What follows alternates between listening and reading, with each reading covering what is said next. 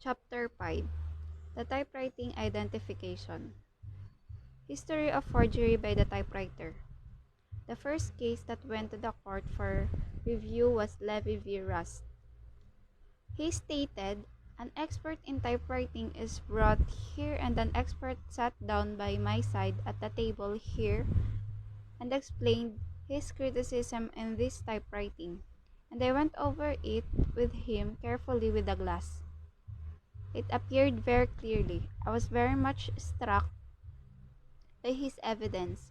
If you compare the typewriting in these 7 suspected papers, the judge in the ruling the case did not cite any prior case on writing examination. This case was in 1893, just 20 years after Scholl's typewriting was sold to Remington's Arms. An incredible feat occurred 2 years before the Levy v. Rust typewriter trial of 1893. In 1891, Sir Arthur Conan Doyle wrote about the typewriter identification in his Sherlock Holmes story, entitled A Case of Identity. It is a curious thing," remarked Holmes, "that a typewriter has really quite as much individuality as a man handwriting, unless they are quite new. No two of them write exactly alike. Some letters get more worn than others, and some wear only on one side. Now, you remark in this note of yours, Mr. Windybank, that in every case there is some little slurring over of letter E, and a slight defect on the trail of the letter R. So, kahit anong way ng panggagaya mo, may makikita pa ring differences kahit na smallest detail ng bawat letters na iyong ginamit. There are 14 other characteristics, but those are the most obvious." This statement by the character Holmes was made using sound principles and precise terminology 2 years before the court case. Typewriting and typewriter examination. Typewriting questions are presented in a great variety of ways. In the first place, it is often indesirable simply to ascertain the date of a written document. It must also be a matter of great importance to learn whether a document was all written continuously, as written at different times on the same machines, or at different times on different machines. Sometimes the question simply in whether a document was written on a certain kind of machine. It is important to know whether it is written on a certain individual typewriter, which may be one of a number of suspected machines. Different habits of touch: spacing, speed, arrangement, punctuation, incorrect use of any letter, figures or other characters may also that a document was not all written one, or may show that a collection of documents was produced by several different operations. Their progressive changes, which have been made in typewriters from the time they were first put on the market, are in the design, size, and proportions of the typefaces, the length of the line that the machine will write, the vertical spacing between the lines, the number of other particulars, some which affect the written results only indirectly. Typewriting examination to ascertain definite date.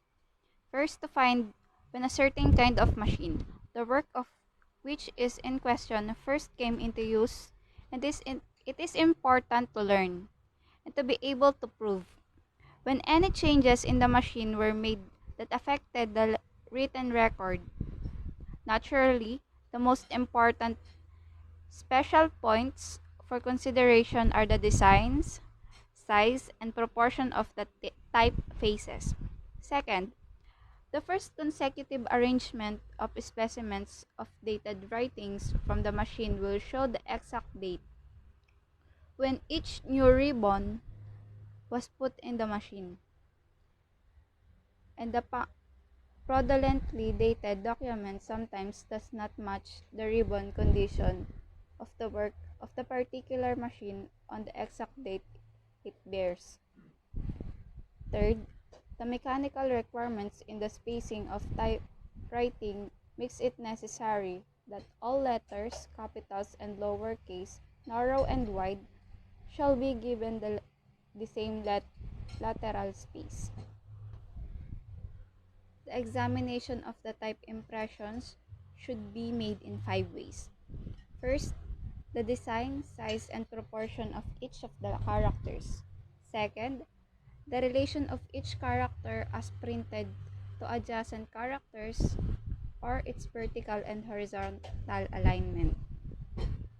Third, the vertical position of the character in relation to the line of writing, that is, its perpendicular or slants to the left or right. The comparative weight Fourth, the comparative weight of impression of the upper, lower, right, or left for each character, or as the machine adjusters describe it, how the type stands on the feet or off its feet.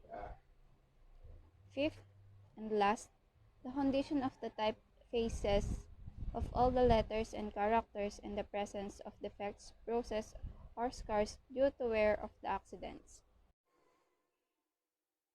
For different ways in which, if continuously written as sentences, slide or paragraphs should match a preceding typewriting. Double-space typewriting, or the space occupied by the lines, varies slightly, but on all the leading machines is intended to be 1/3 or 4100 and 20ths of an inch, and single spacing 1/6 or 2100 and 20ths of an inch. The next point to be considered is whether the added lines are exactly parallel with the preceding lines. An accurate and large photograph should be made and the straight underscore line should be drawn out. Each way, a put or more on permanently attached cards to show any deviation and parallelism. The third place of the investigation is the testing of the suspected matter to see if all the characters are in exact vertical alignment with the preceding typewriting. The fourth phase of the examination of a suspected typewritten change is the investigation of the type impressions in an undersheet or on a cover. If a suspected typewriter addition or changer of any kind is on the first page of a document with a cover, the undersheet or cover should be carefully examined under magnification and by side light for any improved type impressions, especially punctuation marks on the undersheet or on the cover. First, a review of individual characteristics. Individual characteristics are either inherent in the machining process of a manufactured item or come about through the wear and tear in the use of an object.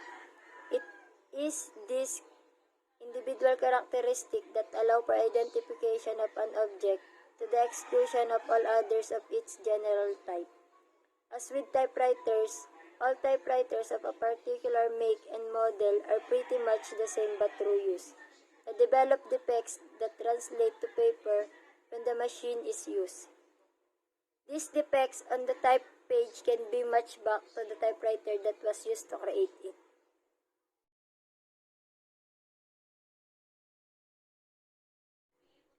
Question typewriting can occasionally be identified with the typewriter they produce it. This is most common when the typewriter is a type bar machine.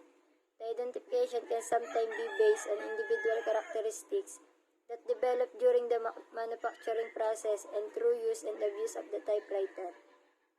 Typewriters with the interchangeable elements, ball, print wheel, or thimble are less likely to be associated with question typewriting. These elements and carbon film or correction ribbons can sometimes be associated with specific text by examining individual characteristics of the elements and by correlating the next and ribbons. Comparison of question typewriting with reference standards can sometimes determine a possible make and model of the typewriter and or the typewriter elements. Paper is composed of numerous The randomness of the paper fiber is an identifying characteristic that makes fiber designs unique to a paper sample. The transfer of fiber design can link a typewriter ribbon to type text, which enable examiners to positively link a ribbon to text on a document. In the example above, carbon was transferred left when the typeface struck the ribbon to the paper. A reverse transfer of the paper fiber design right is made on the plastic ribbon from the pressure exerted by the typeface. Procedure for obtaining known typewriting exemplars. If the typewriter has a carbon film ribbon, remove it from the typewriter and submit it to the laboratory. Also submit a correction tape, insert a new ribbon in the typewriter prior to obtain exemplars. If the typewriter has a fabric ribbon, remove it from the typewriter and put the typewriter in the stencil position. Place a sheet of carbon paper over a sheet of blank paper and insert both into the typewriter. Obtain 2 full word-for-word texts of the question text and type the entire keyboard 2 times. Record the make, model, and serial number of the typewriter on the exemplars. Also record the date the exemplar were obtained and the name of person who directed the exemplars. Obtain the typewriter service and or repair history.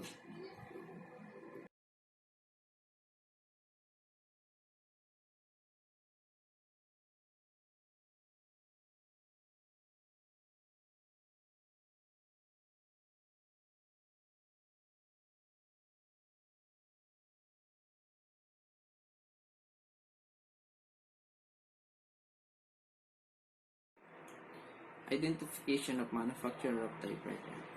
The style of question typewriting is compared within the reference files and it's possible to make an identification of a particular manufacturer and model. However, it's more likely that the document examiner will only be able to limit the number of manufacturers and type style that could have been used. This occurs as many of the same popular style of type are available from several manufacturers and are difficult to distinguish also.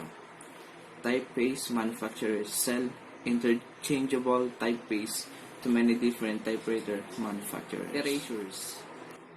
There are 3 common types of erasures, this being chemical, abrasive, and typewriter erasure using a leaf-off ribbon.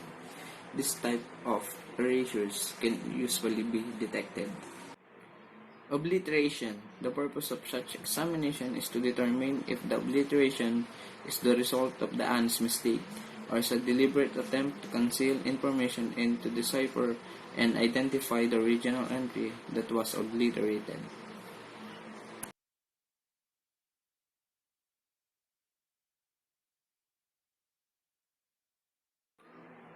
Evidence submission.